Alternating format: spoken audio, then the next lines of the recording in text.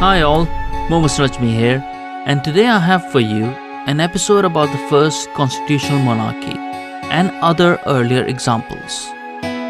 Now, if you want to know a bit more about what is a constitutional monarchy, I've done an episode before about this subject. It should be linked in the card, which should be showing up right now, but there's also a link in the description below. But let me also give a brief definition of it here, just as a starter. A constitutional monarchy is a system of government in which a monarch shares power with a constitutionally organized government. Now, this constitution could be codified or could be supplemented by parliamentary laws. The monarch may be the de facto head of state or a purely ceremonial leader, or a combination of both. The constitution allocates the rest of the government's power to the legislature and judiciary. Okay, now that's out of the way, let's get into this episode.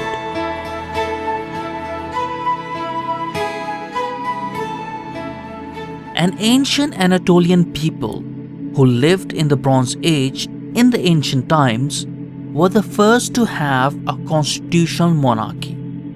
Their kings and queens had to share their power and authority with an assembly called Panku. These were the Hittites. From the 17th century BC to 12th century BC, who began their empire like most as absolute monarchy, where their king had control over all facets of life, giving him the title of the Great King. But at some point, as they changed from old to the new kingdom, their monarchy changed from absolute to constitutional. The Empire of Hattusa, because of its capital Hattusa, or the Hittites Empire. Now, according to the extracts that I took from the Heritage Daily, the Hittites Empire came into conflict with the major Bronze Age powers at the time, including the Egyptian Empire, Middle Assyrian Empire, and the Empire of the Mitanni, reaching their peak around the mid-14th century BC. Before the arrival of the Hittites, the region was inhabited by the Haitian people known as the land of Hatti around 2000 BC. Now, the Haitians were absorbed into the Hittite state either by conquest or gradual assimilation. But the origins of the Hittites are divisive, with some academics speculating a connection with the Yamnaya culture of the Pontic-Caspian steppe, the Azero culture of the Balkans, and the Maykop culture of the Caucasus. But moving on, the head of the Hittite state was the king, followed by the heir apparent. The king was the supreme ruler of the land, in charge of being a military commander, judicial authority, as well as a high priest. However, some officials exercise independent authority over various branches of the government. One of the most important of these posts in the Hittite society was that of the Gal Masedi, chief of the royal bodyguards. It was superseded by the rank of the Gal Gaston, chief of the wine stewards, who, like the Gal Masedi, was generally a member of the royal family. The kingdom's bureaucracy was headed by Gal Dubsar, chief of the scribes, whose authority didn't exceed over the Lugal Dubsar, the king's personal scribe. Hittites were an ancient people, also mentioned in the Bible, children of Heth. Hittites are mentioned several times. According to the Bible, the genetic relationships among humanity is set in Genesis, Table of Nations. This, where various groups of people are described as different lines of descent from Noah, as the world finished and Noah restarted life according to the Bible or something to that approximation. Canaan is one of the sons of Ham, the second son of Noah, who is also said to be the ancestor of the Egyptians and the Philistines. The sons of Canaan are given as Sidon, Heth, then the Jebusites, Amorites, Girgashites, Hivites, Arkites, Sinites, Arvidites, Samarites, and the Hamathites.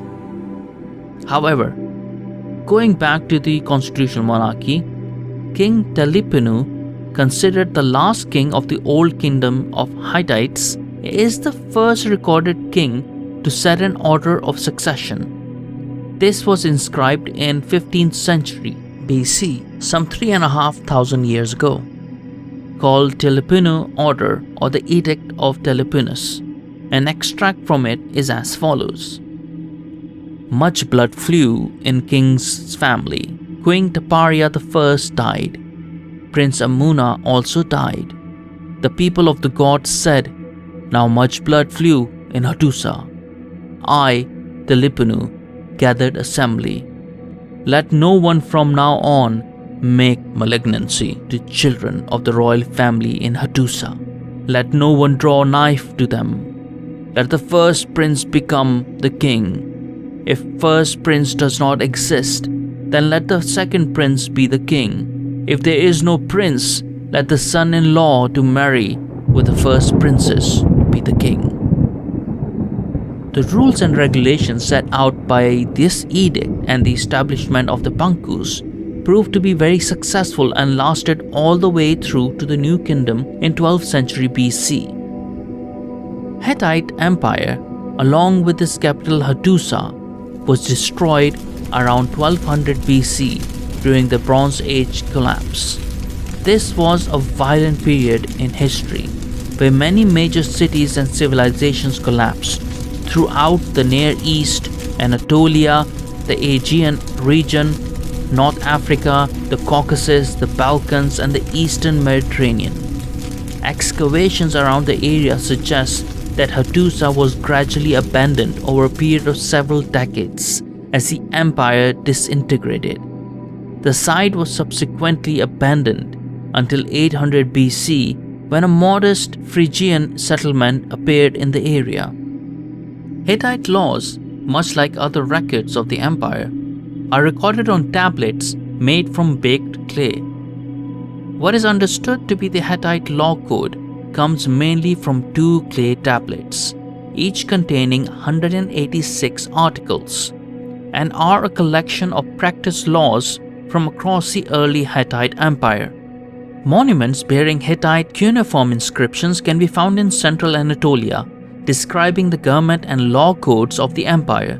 The tablets and monuments date from the old Hittite kingdom around 1650 to 1500 BC to what is known as the New Hittite Kingdom, which was around 1500 to 1180 BC. Between these time periods, different translations can be found that modernize the language and create a series of legal reforms in which many crimes are given more humane punishments. The law codes of the Hittites provide very specific fines or punishments that are to be issued for specific crimes and have many similarities to biblical laws. In addition to criminal punishment, the law codes also provide instruction on certain situations such as inheritance and death. So that was the Hittite Empire, an utterly fascinating period in human history over centuries ago. What about other older, although comparatively less older examples of constitutional monarchies? Well, let's look into it a bit more.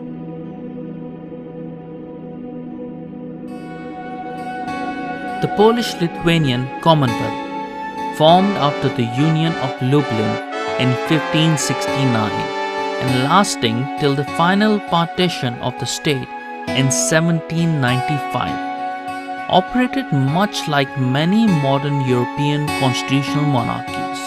The legislators of the unified state truly did not see it as a monarchy at all, but as a republic under the presidency of the king.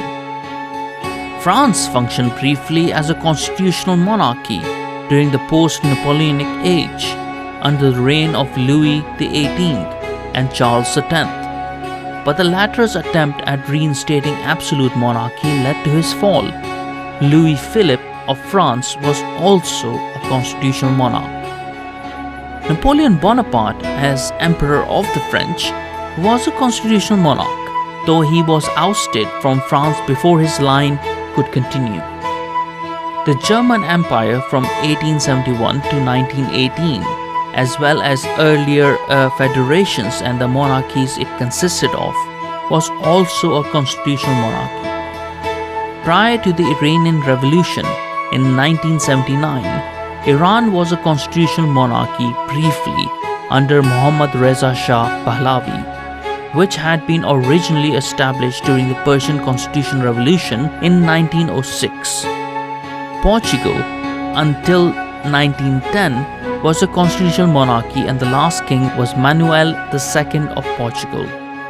Hawaii was a constitutional monarchy from the unification of the smaller independent chiefdoms in 1810 until the overthrow of Queen Liliuokalani in 1893. The Grand Duchy of Finland was a constitutional monarchy, though its ruler, the Tsar of Russia, was an autocrat, an absolute ruler in his home country. The oldest monarchy that still continues today is that of the Imperial House of Japan from 1660 BC till now. However, in 1868 AD, with the Meiji Restoration, it evolved into a constitutional monarchy based on the Prusy-German model. Since then, they have had adaptive changes, but the line has continued. There are many other examples. However, the English monarchy, later evolving into British monarchy, is rightfully considered the most successful example of a constitutional monarchy. It is the oldest constitutional monarchy that still runs today. The dynamics of this monarchy has changed and evolved with time, but managed to preserve its essence and connection with its people. This current monarchy has its root from 1066 with the Norman invasion by William the Conqueror, then the time of Magna Carta in 1215, to its brief halt into republican statehood during the English Civil War of 1642 to 49 AD, and later being reinstated in 1660 AD under King Charles II, and an official evolution to constitutional monarchy in 1688 after the Glorious Revolution, till now as of 2022, following the death of Queen Elizabeth II, the continuity entrusted under King Charles III. That is all for today. I hope you enjoyed listening to this episode. As always, please like, subscribe, and share with others. Check out the recommended reading section in the description below as well, please. Until next time, take care, be good, and thank you so much for listening.